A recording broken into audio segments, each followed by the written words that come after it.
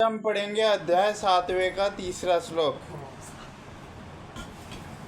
योग पद्धति इस प्रकार सुनियोजित कि विषयों सुख लोग विषयों के फल में वैसे बिना अपनी इच्छाओं की पूर्ति कर सकते हैं। संसार को संपदा हमारे प्रयासों पर नहीं अपितु परमेश्वर की पृष्ठभूमि योजना पर निर्भर है, जिसे देवता सम्मानित करते हैं। अतः वेदों के वर्णित देवताओं को लक्षित करके यज्ञ किए जाते हैं। अप्रत्यक्ष रूप में यह कृष्ण का ही अभ्यास रहता है, क्योंकि जब कोई इन यज्ञों में दक्षता प्राप्त कर लेता है तो वह अवश्य ही कृष्ण हो जाता है। किंतु यदि ऐसे यज्ञ करने से कोई कृष्ण नहीं हो पाता तो इसे कोरी आचार संहिता समझना चाहिए। मनुष्य को चाहिए कि वे आचार संहिता तक ही अपनी प्रगति के सीमित ना करे, अपितु उसे पार करके कृष्ण को प्राप्त हो। किंतु जो व्यक्ति आत्मा में ही आनंद लेता है तथा जिसका जीवन आत्म साक्षात्कार युक्त है और जो अपने ही पूर्णता संतुष्ट रहता है, उसके लिए कुछ करणीय कर्तव्य नहीं होता। जो व्यक्ति पूर्णतः कृष्ण है और अपने कृष्ण के कार्यों से पूर्णतः संतुष्ट रहता है, उसे कुछ भी नियत कर्म नहीं करना होता। कृष्ण होने के कारण उनके हृदय का सारा मैल तुरंत भूल जाता है, जो हजारों यज्ञों को संपन्न करने पर संभव हो पाता है। इस प्रकार चेतना के शुद्ध होने से मनुष्य परमेश्वर के साथ अपने संबंध के प्रति पूर्णतः अक्षात हो जाता है। भगवत कृपा से उसका कार्य संपन्न प्रकाशित हो जाता है। अतएव वैदिक आदेशों के प्रति उसका कर्तव्य निशेष हो जाता है। ऐसा कृष्ण व्यक्ति अब कभी भी भौतिक कार्यों से रुचि नहीं लेता और न ही उसे पूरा सुंदरी तथा अन्य प्रचलित में कोई आनंद मिलता है। स्वादिष्टपूर्ण व्यक्ति के लिए ना तो अपने नियत कर्मों को करने की आवश्यकता रह जाती, ना ऐसा कर्म ना करने का कोई कारण ही रहता है। उसे किसी अन्य जीव पर निर्भर रहने की आवश्यकता भी नहीं रह जाती।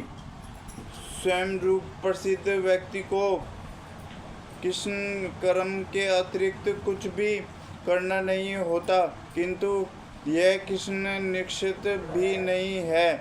जैसे कि अगले श्लोक में बताया गया है, कृष्ण व्यक्ति किसी के शरण ग्रहण नहीं करता, चाहे वह मनुष्य हो या देवता। कृष्ण में वह जो भी करता है वही उसके कर्तव्य संपादन के लिए पर्याप्त है। कर्मफल में आसक्त हुए बिना मनुष्य को अपना कर्तव्य समझकर निरंतर कर्म करते रहना चाहिए, क्योंकि अनासक्त होने कर्म करने से उसे परम की प्राप्ति होती है। भक्तों के लिए श्री भगवान परम है और निर्दयवादियों के लिए मुक्ति परम है। अतः जो व्यक्ति समुचित पथ प्रदर्शन पाकर और कर्मफल से अनासक्त होकर कृष्ण के या कृष्ण नामर्थ के कार्य करता है, वह निश्चित रूप से जीवन लक्ष्य की ओर प्रगति करता है। अर्जुन ने कहा रहा है कि वह कृष्ण के लिए कुरुक्षेत्र के युद्ध में लड़े, क्योंकि कृष्ण की इच्छा की वह ऐसा करे। उत्तम व्यक्ति होना या अहिंसक होना व्यक्तिगत आसक्ति है, किंतु फल की आसक्ति से रहित होकर कार्य करना परमात्मा के लिए कार्य करना है।